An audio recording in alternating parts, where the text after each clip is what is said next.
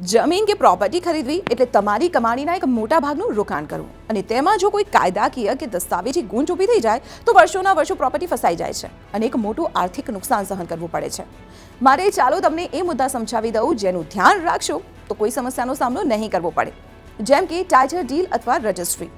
જમીન કે પ્રોપર્ટી ખરીદતી વખતે આ દસ્તાવેજ જરૂર ચેક કરી લો, જેનાથી પ્રોપર્ટીના સાચા માલિકની જાણ થશે. જો ફ્લેટ ખરીદો છો તો સ્થાનિય પ્રશાસનની તમામ જરૂરી પરમિશન્સ લીધી છે કે નહીં તેના સર્ટિફિકેટ પણ ચેક કરી લો.